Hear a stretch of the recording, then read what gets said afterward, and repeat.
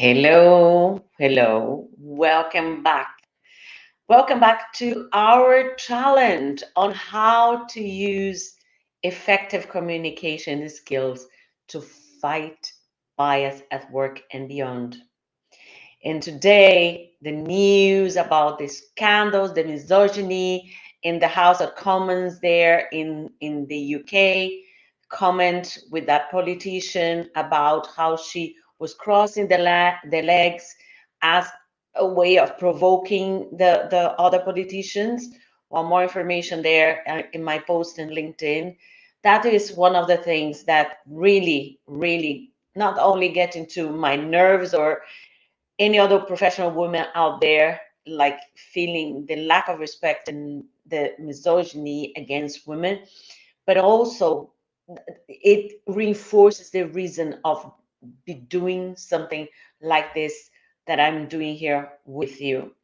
So we will continue with the bias at company cultures, and we will finalize this today. And we will continue in the challenge. Today is day 17. Well, halfway is gone. We will continue with throughout until reaching the 30th day with other topics about different types of bias and how they affect women at work.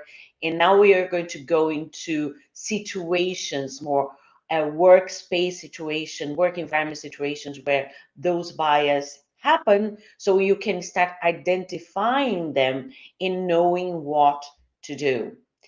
And without further ado, let's dive in, starting today with everyday situations. And here is the case for today. Before an event, your manager says to Latina, don't forget there's a dress code.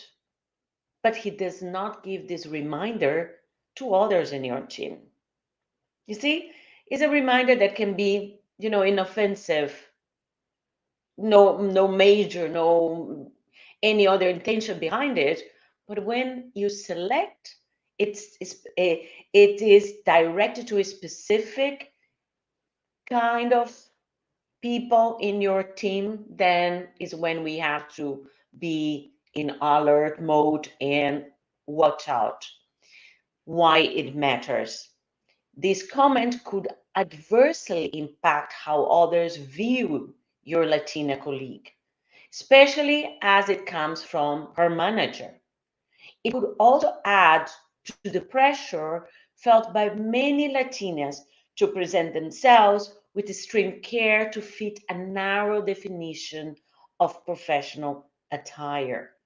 Most Latinas in corporate America say that they style their hair and makeup conservatively. 87% of them say that, and dress conservatively. 84% says that in to fit in at work.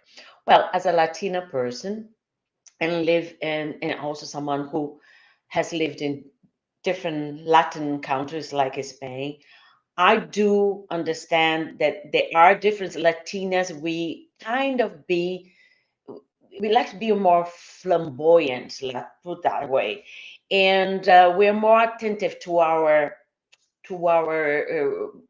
presence, to way that we present ourselves. Not we can never generalize everything, but that's is a way. We love high heels. I'm the lady in high heels, so these kind of things can be seen differently in other environments. Like now, I am in Germany. I've been living here for a while, and I do see the difference of German professional German women dressing. They are more serious, they're more conservative, to my own personality. So it's always about knowing the environment you go through and try to fit in, because you have to play the rules of the game. And once you play the rules, when you master the rules, then you can change your way. And on that topic, also adding to it, I have an Asia friend who is in banking. Now she's a vice president, so top leadership position. But when she started, because she's Asian, so remember all the biases against Asian women. And of course, she's small, and she has this long, beautiful hair today. But when she started, she said the first thing she did was to cut her hair and dress more conservatively, like wearing suits but with trousers. Nowadays, she wears dresses, suits with skirts, and wears a long hair, but she gained her space already for her position. But it was a process to get there. So this is why I say you have to learn the rules of the game, play the game. When you master, then you start putting your own cards at the table. So what to do when something like that happens? Push back on the comment. You can do it lightly. I think Janet always looks well, or privately ask your manager to explain why they directed that comment at her rather than everyone. You can explain why it matters. And here, my question is why also Janet would not talk to her manager and ask the very same questions. Why did you make this comment only to me? And have a conversation about it. I think here, what we have been doing this following the Leaning research and McKinsey and company research on this topic, been following it. However, I think in most cases here, the examples and what to do is it's always a third person to do something, which is always good if you have someone who can speak up for you, to support you, if you are the one who is suffering from any type of bias. But I strongly believe, and this is my point here on how to use effective communication to fight bias at work and beyond, is that we all, each of us, have the responsibility to speak up for our own as well. Why it happens? Your manager may believe common stereotypes about what Latinas like to wear, such as large earrings, bright colors, or tight coats, is a norm. So they may be unaware that Latinas are a diverse group with a wide range of style preferences. Your manager is also probably influenced by corporate norms for dress in the US, which encourage us, like people from the US, to think that certain styles typical of white businessmen, such as dark colors and button-down shirts, are the most tasteful and appropriate, even though they have no impact on the way someone does their job. And I hear share another story that just came to my mind of a German friend of mine here where I live. She was also a top leader in her position.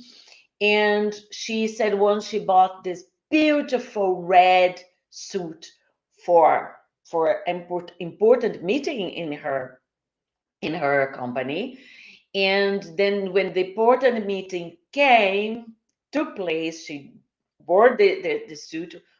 When she got there, her manager looked at her and said, "Where are you going with this suit?" She said, "To see our clients for this important meeting." And then he told her, "Go back home and put something more, less colorful." So there you go. It's a complex issue as well. It can affect, but as diversity is also in the conversation, colors should be also brought into the working space. The next one, it's about mentorship and sponsorship. And we could maybe add allyship, which is a new term that I learned recently through Leaning, which is about bringing allies to support you to move forward. But let's focus here, mentorship and sponsorship. Your manager, who is a man, often meets the man on his team for dinner or drinks, but rarely meets with women outside of work. Why it matters? Friendships at work are valuable. Important relationship building and information sharing can happen over coffee or pizza. When people are routinely excluded from outings like this, they can miss out. If it's a manager making arrangements, it's especially problematic because part of their responsibility is to make sure the whole team has equal access to networking opportunities. What to do? This is your manager. So you have a standing to raise this with him. Say that you've noticed that he goes for drinks with men on the team more than women. Explain why it matters. As I just said before, you can also offer solutions. If he's uncomfortable going to dinner with women, suggest that he meet everyone for breakfast or lunch. I'll give my views later, after when I finish. Why it happens? Your manager may feel uncomfortable with may repeat.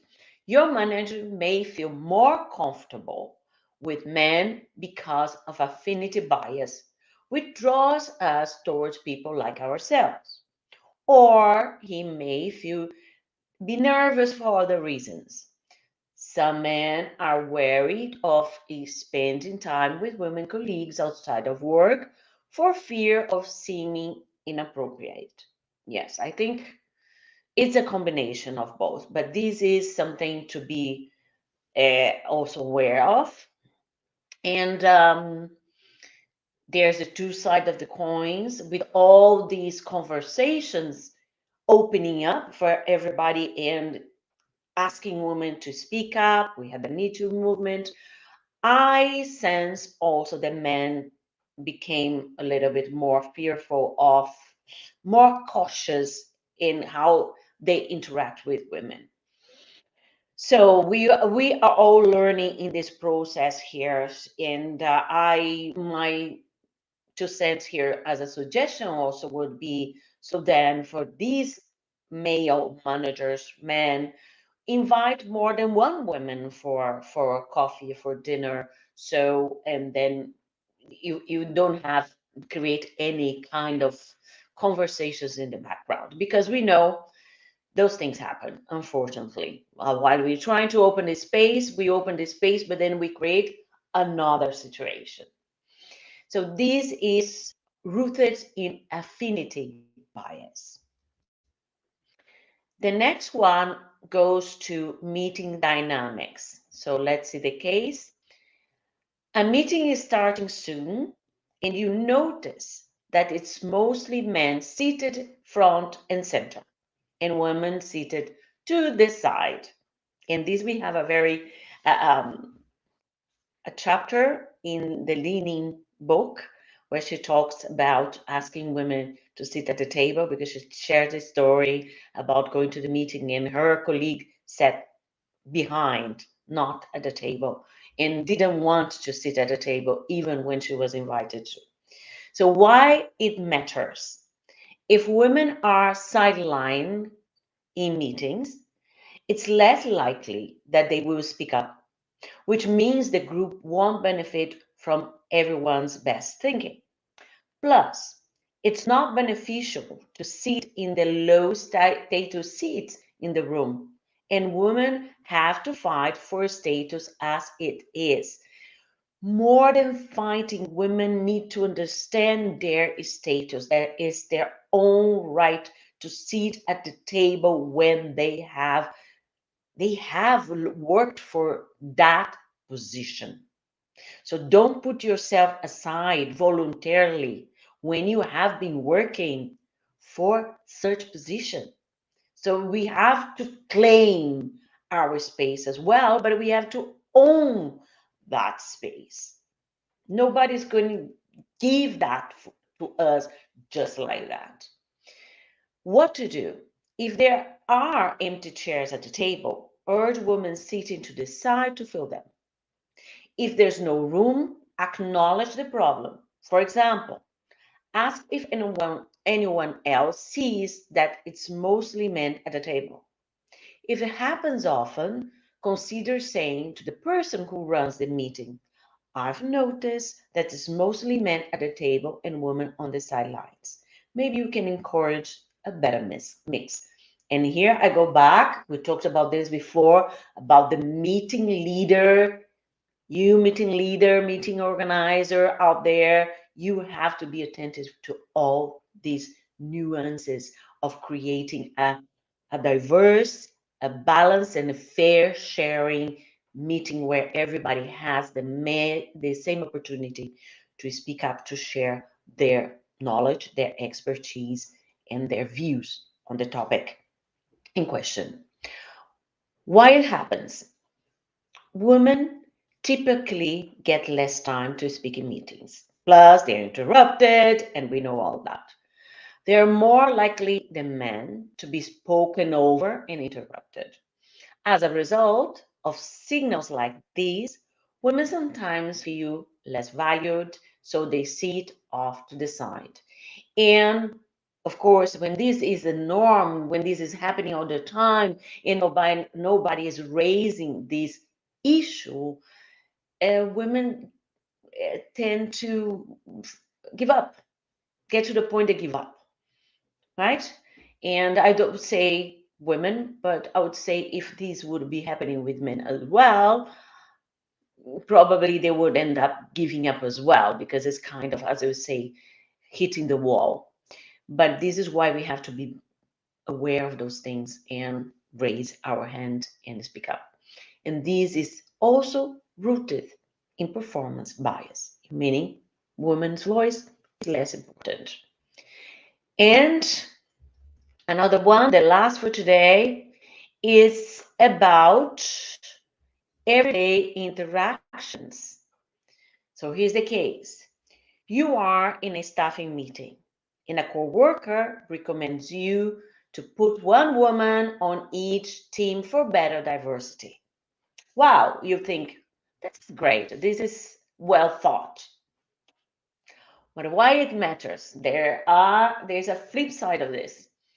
1 in 5 women report that they are often the only woman or one of the only women in the room at work. These onlys have a worse experience than other women. They are more likely to have their abilities challenged and be subjective to unprofessional remarks. They may also experience extra pressure and scrutiny, and they can feel that their actions reflect on others like them. This takes a toll. Women who are the onlys are 1.5 times more likely to think about leaving their jobs than women who aren't. You see how tricky all of this is. At the same time, we are saying we need to bring more diversity, we need to have more women at table, we need to bring more women at team, but you have also to think what kind of team you bring in this soul woman, because if he's a really male testosterone team, it's going to be really a difficult place for her to survive. So even that needs to be thought through and balanced. What to do? Applaud the spirit of the idea, yes, but explain the downside of inadvertently isolating women on separate teams. Instead of adding one woman to many teams, recommend putting groups of a few women on teams together. If you're in a position to do so, suggest that your company create opportunities for women only to connect with other women, such as networking groups. Also, surface that this is a symptom of a larger problem. Your company likely needs to hire more women. Period. Why it happens?